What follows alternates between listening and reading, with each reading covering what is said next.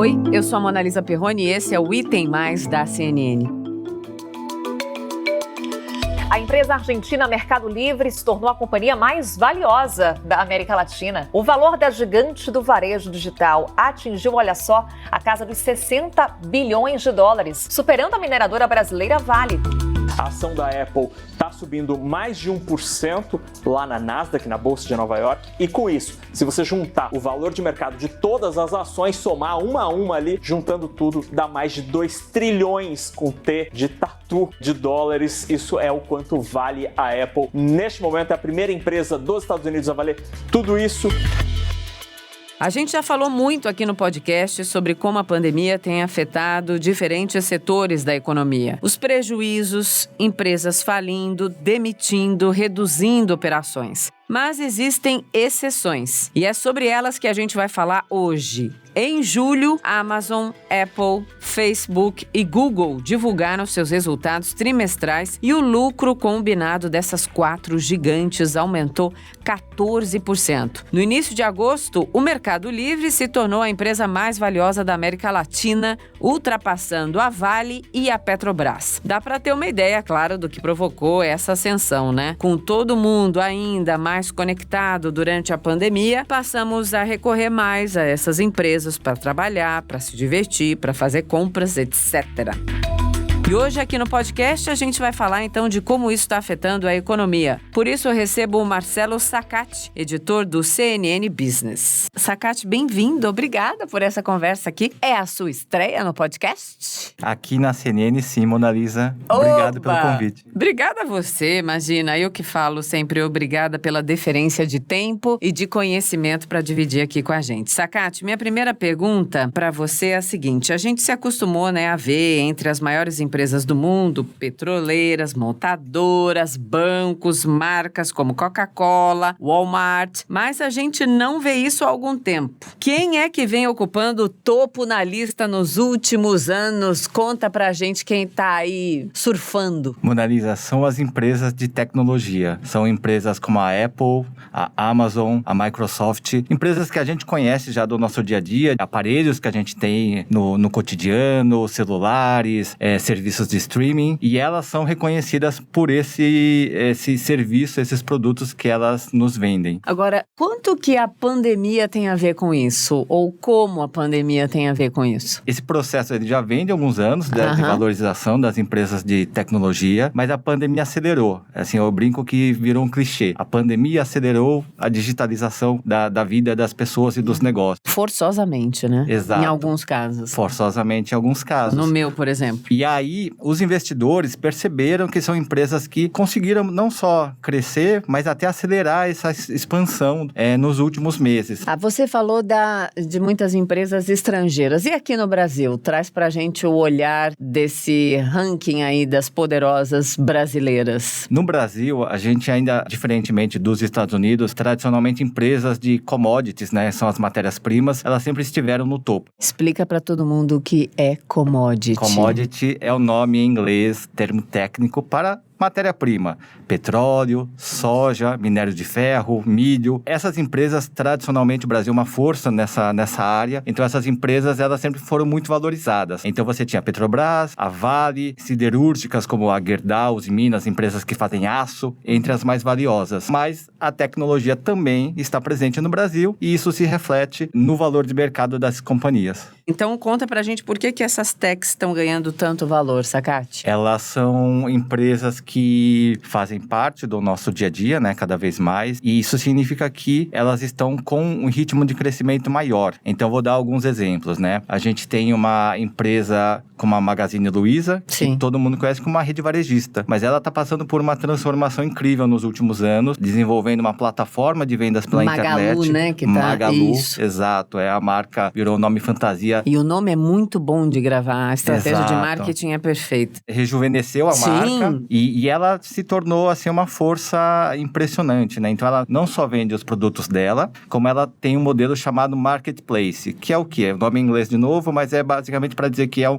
como se fosse um mercado virtual em que vendedores terceiros podem comercializar os seus produtos. Então, ela já tem mais de 30 mil vendedores terceiros que vendem, e a Magalu oferece a plataforma como um meio de campo aí para que essas empresas consigam encontrar compradores para os seus produtos. Mas sabe que eu fico pensando que se a gente tivesse no Brasil uma verdadeira inclusão digital, a gente estaria falando de um mercado muito maior, de números muito mais impressionantes, porque a gente sabe, e a pandemia escancarou isso, especialmente ali na rotina estudantil de milhares de estudantes, não estou falando só de jovenzinhos, mas de quem está na faculdade também, a dificuldade absoluta do acesso digital verdadeiro, com potência para navegar, para comprar, para estudar, para pesquisar, para qualquer coisa, né, Sacate? Com certeza, Mona Lisa. Isso é uma coisa que os analistas enxergam, e eu acho que é isso. Tem um copo meio cheio e meio vazio. Sim. O meio vazio é isso que você pontuou. No Brasil, o acesso digital ainda é uma barreira, né? Não é acessível para muita gente. Por outro lado, mostra o potencial desse mercado. Tem um dado que os analistas costumam citar, né? Do varejo, pensa o varejo inteiro do Brasil, tudo que é negociado. 5% é em canal digital, é o e-commerce. Ele representa 5%.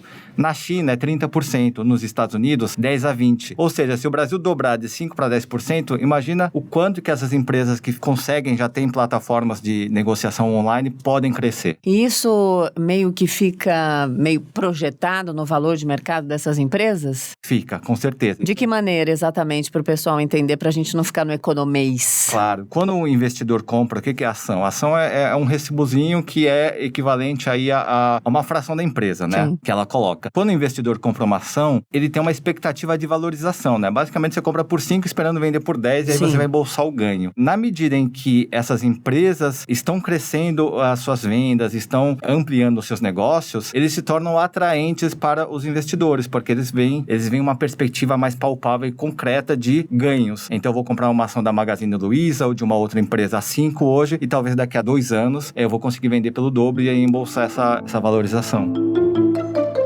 A gente não tem no horizonte ainda uma data para vacina contra a Covid-19. Ou seja, para quem está surfando, porque sempre uma tragédia tem quem se beneficia da tragédia, é o caso da pandemia, né? A gente está falando aí de um novo hábito de viver, empresas que estão se valorizando, crescendo, mudando seus perfis. O quanto isso pode mudar de vez o perfil, então, de valorização das empresas brasileiras, especialmente mundiais também, já que o futuro é tão incerto? Olha, essa é uma tendência que veio para ficar, assim, essa digitalização, né?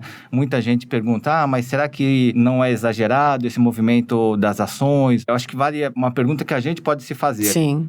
Uma vez que eu adquiri o hábito de comprar pela internet, quando tudo normalizar, eu vou voltar? Talvez você volte um pouco a comprar em loja física, mas algumas coisas relacionadas à praticidade, Sim. principalmente, e ao acesso que você vai ter, eu acho que não, não só eu, os analistas dizem que não volta, né? Então, você, por exemplo, antigamente, alguém que estivesse lá numa cidade do interior, ele tinha acesso aí a 2 ou 3 lojas de departamentos, de roupas, de eletrodomésticos. Hoje, se ele quiser, entra na internet, entra num site, ele pode comprar uma coisa que está na China ou em São Paulo, se ele estiver no interior do Piauí. Ele pode continuar comprando na loja do bairro? Pode. Mas se ele tem o mundo aberto diante de si, ele também vai continuar com algum desses hábitos. Apesar dos riscos de comprar pela internet, é isso? Apesar dos riscos. E aí, obviamente, assim, tudo tem um contraponto aí. São cuidados que devem ser tomados para, enfim, você cair em sites confiáveis. Eu sempre gosto de depoimentos pessoais quando a gente fala de uma tendência, de um momento. Você mudou o seu hábito em algo durante a pandemia, assim, de uma maneira significativa? Alguma compra deixou de ser presencial? Óbvio, em algumas a gente foi forçada, mas quando a reabertura começou a acontecer, de fato, você incorporou um novo hábito?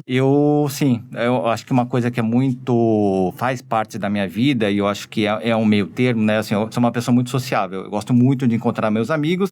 E nem sempre eu conseguia, da nossa rotina super corrida, né? E aí, o que resolvia, entre aspas, porque não resolve, nada substitui contato pessoal. Mas você mandava uma mensagem pelo WhatsApp e hoje você consegue fazer encontros virtuais. Substitui o encontro cara a cara? Não. Mas eu acho que é menos impessoal do que você só mandar uma mensagem e aí você não responde, aí demora tanto tempo. Sim. Você pode reservar meia hora, 1 hora do seu dia dia da sua noite para tentar ver aquela pessoa que você não encontra há tanto tempo. Mas é encontro mesmo como se fosse em mesa de bar, você vai lá no seu banquinho, na sua mesinha, pega a sua cerveja ou o que você quiser beber, não sei o quê, bota todo mundo junto, liga um jogo, alguma coisa assim? Não, eu particularmente, eu acho que funciona melhor em grupos menores. Eu acho que quando tem muita gente, você não dá atenção pra ninguém. Sim. E acho que a graça é ser uma coisa meio desordeira, né, os encontros. Então eu prefiro menos gente. Eu acho que aí nesse caso funciona bem. Sim, eu vou dar meu depoimento então. Favor. De novos hábitos, nunca mais fiz compra de supermercado no supermercado. Acabou. Há mais de 5 meses as compras são só pelos aplicativos, olhando ali as promoções também, obviamente, farmácia, mesma coisa. E claro, os encontros, forçosamente, eles são também virtualmente, pela preocupação de preservar os mais velhos, mas foi uma mudança total. Eu adorava olhar o estado das frutas no supermercado, especialmente as minhas frutas orgânicas. Agora eu confio no entregador, porque lá eu especifico para ele, eu não quero tão madura, eu quero assim, assado. E ele traz exatamente como eu gostaria. Isso para mim era impossível imaginar há 5 meses e meio. E claro, eu devo fazer parte de uma multidão de pessoas que mudou o comportamento, que dificilmente vai voltar a ser o que era antes, né? Exatamente. É essa, digamos assim, curadoria dos entregadores, né? Eu acho que, assim, são profissões que estão surgindo também em decorrência da pandemia, né? Sim. Alguém que saiba ir ao supermercado e não só pegar produtos industrializados que são iguais, idênticos. Sim. Você saber escolher uma fruta, uma verdura, tem um valor. E são pessoas, e hoje você já tem cada vez mais pessoas que fazem essa tarefa.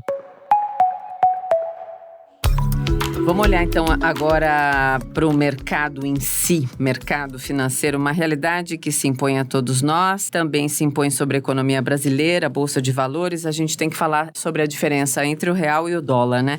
Como é que as techs brasileiras estão conseguindo ganhar valor de mercado mesmo durante a pandemia, além dessa necessidade natural que a gente acabou de colocar aqui? Olha, isso aí tem um contexto um pouco mais amplo, né? Não tem a ver só com a digitalização da economia, tem a ver com a taxa de juros, que está no menor piso, menor valor histórico, né, 2% ao ano, e isso faz com que os investidores pensem, olha, eu quero um retorno para o dinheiro que eu tenho aplicado. Não é mais a renda fixa, como tradicionalmente sempre foi, e isso empurra o investidor para a chamada renda variável, que nada mais é do que a bolsa. Com muito mais risco. Com muito mais risco, com muito mais possibilidade de retorno. E aí o investidor vai ter que aprender a administrar esse balanço de riscos e retorno. E isso explica muito desse movimento de valorização. Então, assim, tem sim potencial concreto, mas tem um movimento de o investidor não tem mais opção de fazer o dinheiro crescer na renda fixa, ele fala, bom, então eu vou para a bolsa. Apesar de toda a perda que a gente viu no começo da pandemia, aquela loucura, circuit breaker, 2 por dia, um trauma, todo mundo esqueceu o que aconteceu e tá indo com confiança aí para esse jogo de tanto risco, ou tô exagerando? Eu acho que tem um pouco da psicologia humana, né? Tem uma área da economia que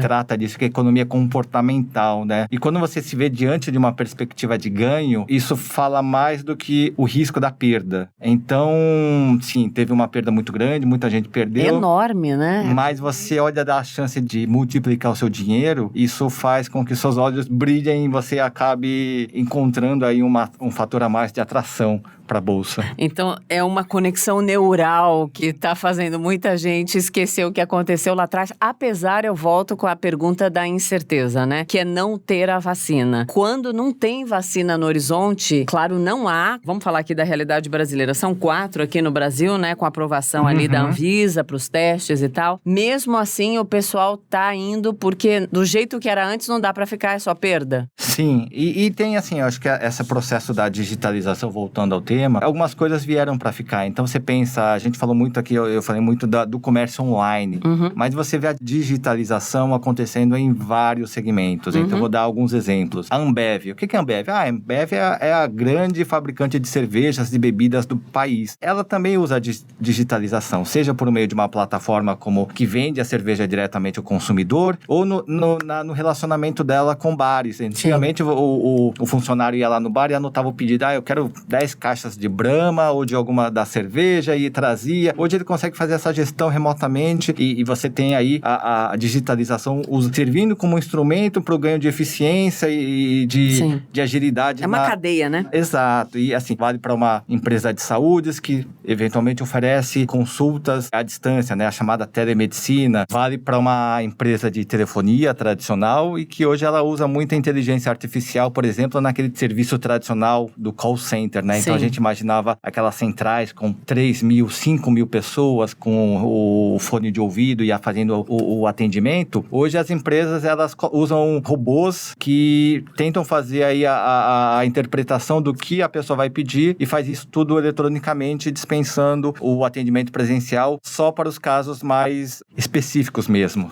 Falando das techs brasileiras, vamos falar, elas são negociadas, né, em bolsas fora do Brasil. Por que isso está acontecendo de uma maneira significativa para a gente tratar aqui? As empresas, algumas delas abriram mesmo o capital, passaram a ter ações na Bolsa de Nova York, na Nasdaq, que é a chamada Bolsa das Empresas de Tecnologia, né? Eles dizem que é uma maneira de você colocar a sua empresa exposta a investidores do mundo inteiro.